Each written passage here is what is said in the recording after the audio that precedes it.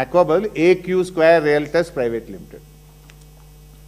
ఈ డాక్యుమెంట్స్ అన్ని మీకు షేర్ చేస్తాను, నథింగ్, ఇందులో ఏం సీక్రెట్ లేదు. సో ఇప్పుడు నేను రేవంత్ని ఒకటే డిమాండ్ చేస్తున్నా, అసెంబ్లీలో డైలాగ్ కొట్టినావు కదా, ఎవరిని ఇడిచిపెట్టాన్నావు కదా, మరి దీంట్లో ఎందుకు ఇడిచిపెడుతున్నావు? తోలి ఇప్పుడు హైడ్రాన్ తోలి, గోడలు గూలగొట్టు, రేకులు తీసేయి, ఆ ఫెన్సింగ్ తీసేయి. ఏళ్ల తరబడి తాతలు తండ్రుల నుంచి బోర్లు మోటార్లు కరెంటు కనెక్షన్తో వ్యవసాయం చేసుకున్న రైతుల్ని అక్కడికి పంపించు. ఈ కబ్జాదారుల మీద క్రిమినల్ కేసులు పెట్టు, ఆ గుండాలను అరెస్ట్ చేయి. ఈ ఫేక్ సర్టిఫికెట్స్ అన్నీ కూడా ల్యాండ్ సీలింగ్ యాక్ట్ ప్రకారంగా ఈ రిజిస్టర్డ్ డాక్యుమెంట్లు ఏవి చెల్లవు అని రిజిస్ట్రేషన్ యాక్ట్ చెప్తుంది, ల్యాండ్ సీలింగ్ యాక్ట్ కూడా చెప్తుంది. ఇవన్నీ యాక్ట్, ఇది land ceiling act, registration act. Registration act 1908 central act, ఇది సెంట్రల్ యాక్ట్ 16 ఆఫ్ 1908లో పారా 19లో రిజిస్ట్రేషన్ యాక్ట్ కూడా ఏం చెప్తుందంటే, ల్యాండ్ సీలింగ్ డిక్లరేషన్ కాకుండా క్రయ విక్రయాలు చెల్లవు. అటువంటి రిజిస్ట్రేషన్లు జరిగితే అవి చిత్తు కాగితంతో సమానము, ఆ రిజిస్ట్రేషన్లు చెల్లవు అని central act 16 of 1908 registration act చెప్తుంది. అదేవిధంగా ల్యాండ్ సీలింగ్ యాక్ట్లో కూడా స్పష్టంగా అందులో కూడా చెప్పడం జరిగింది, ఈ క్రయ విక్రయాలు చెల్లవు. కమాన్ యాక్ట్.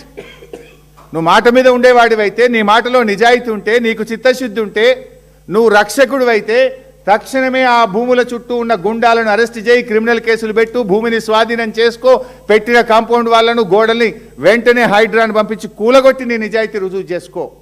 ఈ డాక్యుమెంట్లన్నీ రద్దు చేయి. చట్టం నువ్వు కొత్త చట్టం చేయాల్సిన అవసరం లేదు, రిజిస్ట్రేషన్ చట్టం చెప్తుంది, ల్యాండ్ సీలింగ్ చట్టం చెప్తుంది. డాక్యుమెంట్లన్నీ కూడా రిజిస్ట్రేషన్ డిపార్ట్మెంట్కి ఆదేశాలు ఇచ్చి క్యాన్సిల్ చేయి.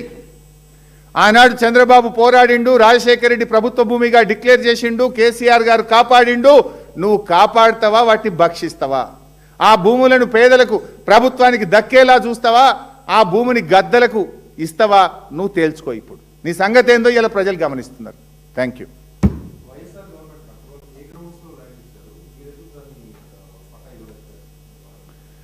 వైఎస్ఆర్ గారు ఆనాడు కాంగ్రెస్ అంటే వాళ్ళకు పట్టాలు అప్పటి 1975 కంటే ముందు తాతలు తండ్రుల నుంచి వాళ్ళు సాగు చేసుకొని బతుకుతున్నారు వాళ్ళు.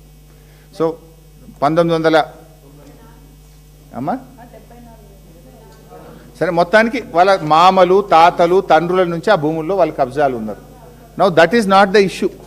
సరే, వాళ్ళ భూములు కబ్జాలు ఉన్నారు, వాళ్ళు చేసుకుంటున్నారు, వాళ్ళు ట్యాక్సులు కూడా కట్టారు. అయితే ఇక్కడ ఇష్యూ ఏంది? చంద్రబాబు నాయుడు ఈ భూమి ప్రభుత్వ భూమి అని పోరాటం చేసిండు, పెద్ద లెటర్ రాసిండు, 8 పేజీల ఉత్తరం. ప్రతిపక్ష నాయకుడిగా ఆనాడు రాజశేఖర రెడ్డికి ఉత్తరం రాసిండు. దాని మీద రాజశేఖర రెడ్డి గారి ప్రభుత్వం కూడా విచారణ చేసి ఇది ప్రభుత్వ అసెంబ్లీలో పెద్ద చర్చ జరిగింది దీని మీద. అసెంబ్లీలోనే ఈ భూమి ప్రభుత్వ భూమి అని రాజశేఖర రెడ్డి గారు అనౌన్స్ చేసిండ్రు. ప్రభుత్వ భూమిగా ఆ భూములను ఏపీఐసికి ఇచ్చిండ్రు. సబ్సిక్వెంట్గా సుప్రీంకోర్టులో వాళ్ళు గెలిచిండ్రు. సుప్రీంకోర్టులో ఈ భూమి ఆ రాజ్ బహదూర్కు చెందింది అని చెప్పిండ్రు. అయితే ఇప్పుడు మీకు ఏం చెప్తారు మిస్గైడ్ చేయడానికి? సుప్రీంకోర్టులో మేము గెలిచినాము అంటారు. బట్ సుప్రీంకోర్టులో గెలిచిన తర్వాత ఏం జరిగింది? ల్యాండ్ సీలింగ్ యాక్ట్ అమల్లోకి వస్తుంది. 374 ఎకరాలు ఒకటి చెందది కదా. ఆర్డీఓ దగ్గరికి పోయి వీళ్ళు కొనుక్కున్నటువంటి ముగ్గురు మాకు ఈ భూమిని అమలు చేయమని పోతే అసలు వానికి అమ్మే హక్కే లేదు. ల్యాండ్ సీలింగ్ యాక్ట్ ఏం చెప్తుంది? First you declare the land ceiling declaration.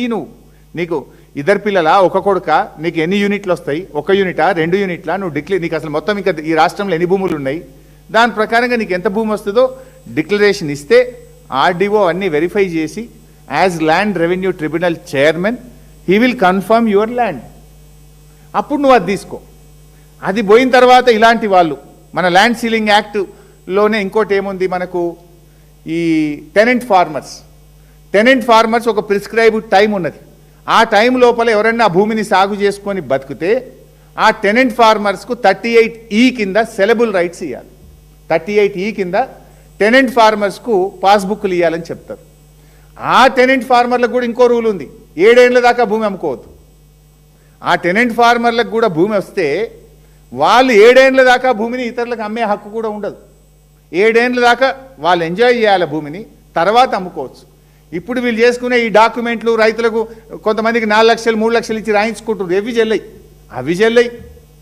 ఈ రాజ్ బహదూర్ అమ్మింది కూడా చెల్లదు, అంత చిత్తు కాగితాలు అవి.